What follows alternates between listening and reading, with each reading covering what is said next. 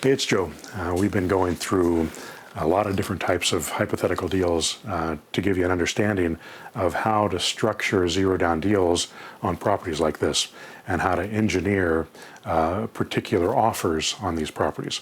Also, help you understand how you can give your sellers different options so that you can make money a lot of different ways. The more tools you have in your toolbox, the more ways that you can make money. If all you have is a hammer, everything looks like a nail. You only do things one way. When I start my mentor students, I start them with the for rent method using the lease option deals. And that's the one that I just have them focus on right from the beginning, so you can make offers almost immediately. You don't have to know all these things in order to make offers on properties. So you don't have to know everything that I'm teaching you here to be able to go out and do this. You could just learn the for rent method, learn one of these structures, and start making offers that way, because it's easy to find those types of deals. And you just have to learn how to get good at it. And as you get better at it, you'll start thinking about these other structures as well. You know, the subject to, the multi-mortgage, the land contract, the lease option, and the assignable cash deals. When you understand those 5 different structures, you can make an offer on any property out there, whether it's residential property, whether it's commercial property, whether it's here in the United States or whether it's outside the United States. As long as it's in the free world, you can make offers on properties, as long as it uses the deed system that's similar to what was originally created in 14th century England, which most of the free world uses still. Then you'll be able to do deals like this wherever you go. If you're in places where they don't do lease options or they don't do these things with the same name, all you have to do is talk to a real estate attorney or solicitor and find out how you would do it there. And it's not that much difficult to do it. They won't always understand it, so you want to find somebody who understands investment properties there, or at least a good real estate attorney, and they can help walk you through some of those things if you want to do it in a foreign land, foreign to us anyway. So there's a lot of opportunities. I've got people that have done this in the UK, all over mainland Europe. I've had people in Australia do this, and of course Canada like crazy. I've never had anybody do it down in Mexico, although I know it's doable. I have had people in South America and Central America do it. Hopefully one of these days I'm going to get somebody from Mexico. I've had people in Dubai. I've had people in the other Emirates do this as well. So it's transferable wherever you go. And if you just learn the knowledge that you need to do it, you don't have to have cash to do it. You could also do it from the United States anywhere else you go. So for example, if I wanted to go travel in the south of France for a while, I just wanted to go live in a house out there and hang out and drink some wine and eat some good food and stay there for 6 months or a year or whatever, I could go do that. And I can still do deals in the United States just by getting on the phone.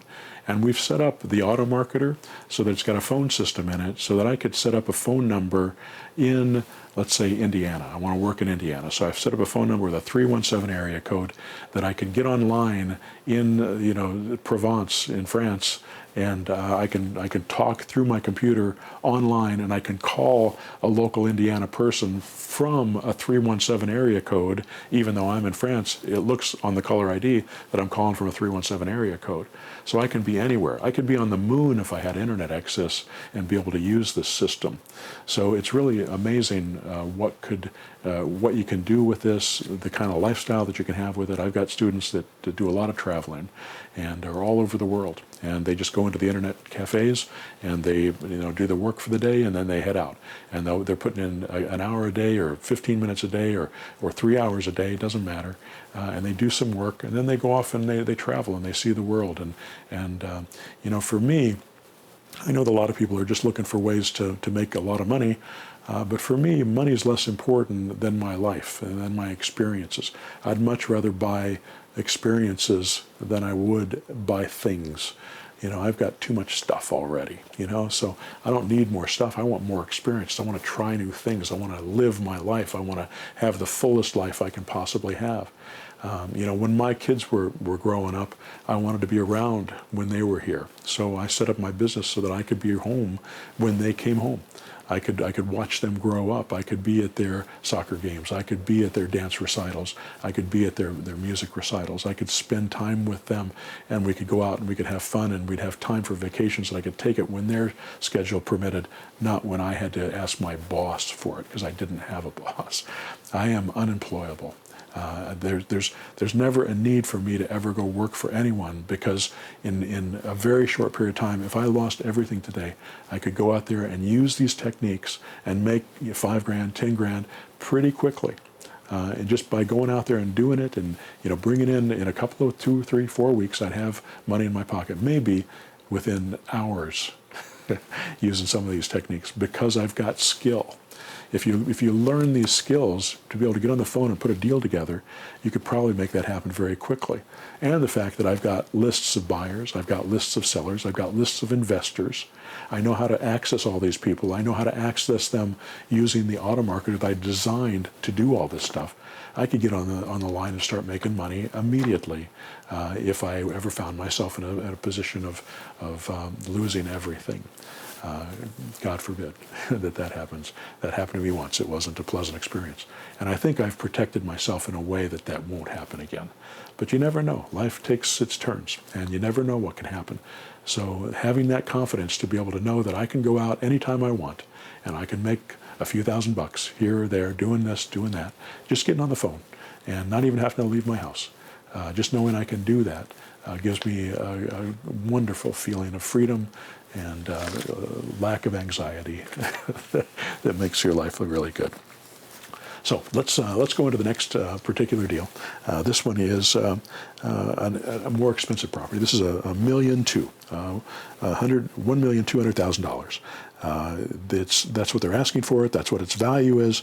They say they bought it 4 years ago for $700,000. They fixed it up with $50,000. Plus, the market has gone crazy since then and has gone up. And now they've got this big chunk of equity in this property. They got about $500,000 in their eyes of the value of the property. They don't have a mortgage on it. They paid cash for it, so they don't have any principal and interest payment. But they do have taxes that they have to pay, which costs about $2,000 a month for taxes and insurance. It rents for $5,500 a month. It's a good rental rate, which, by the way, would be on their cash investment of $750,000. That would be about a 5.6% return on their investment, on their cash-on-cash investment, which is not a bad investment in today's market, in a very safe place. Plus, their return on investment is actually much higher than that, because they built $500,000 worth of equity in it. So they already built almost 100% return on their money already, plus they get another 5% annual return on that money if they want to just leave it in there. And their problem they might have, if they sold it right now, they'd have this big capital gains tax on it, because they make a big profit on it. So what they could do is they could pull that money out. They could sell it for cash. Let's say they get a realtor, they sell it for cash for $1.2 million. They could pull all that money out, and then they could go buy another property of equal or greater value using a 1031 exchange. And they would defer those taxes till later, so they wouldn't have to pay taxes on that. Or they could refinance the property and pull the cash out, and they could take their equity out that way. They could pull out 80% of their property, get $1 million out. Now they've turned their $700 million, plus they still have $200,000 worth of equity on this property that they can rent and have enough income to pay that mortgage, that $1 million mortgage, because their payment on that would be closer to $4,500. So they could do that as well. There's another option for them. You could then put a lease option tenant in there at $5,500 a month, put $20,000, $30,000, $50,000. I've seen people get $60,000, $70,000 on properties that are in this price range as lease option fees, or do it as a land contract, as a down payment on a land contract. So either a lease option or a land contract on a deal like this. You're not going to sell it for much under market value, because they want their full value for the property, but you could sell it on terms and they'd end up making more money because of it, and they wouldn't have to pay the taxes. Now, I just got a few notes that I made on this. If they refinance it for $900,000, pulled out cash, they could pull out the cash and have capital gains. I already said that.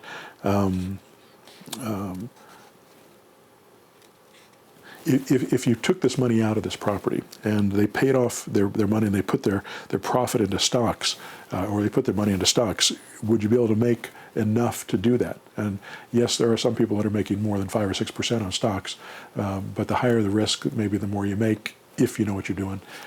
But this is a stable, simple investment. They could leave their money in it, or they could pull cash out by refinancing, sell it on a lease option, keep their equity, not have to pay capital gains on it, because you can refinance and pull cash out and not pay any tax on it, and you wouldn't even need to do a 1031 because you're not making a profit yet. You know, even though you cut cash in your pocket, you're pulling it out as equity, and then you could take that money and go out and buy another $700,000 property, do the same thing again, and do it over and over and over again.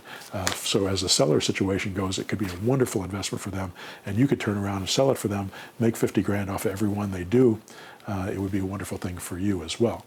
You know, the difficulty about working with high-end properties is not the way they're structured or the fact that it's hard to find a buyer. That's not the problem.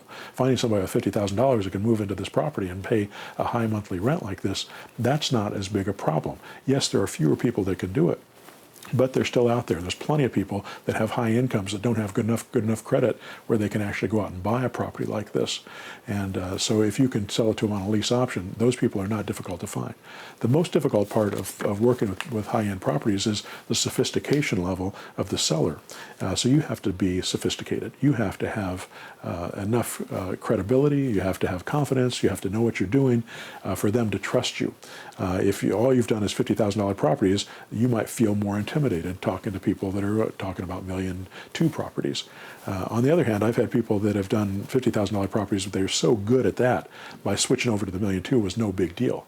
It's the new people that are talking to the $1.2 million people. That's the one where they start having challenges.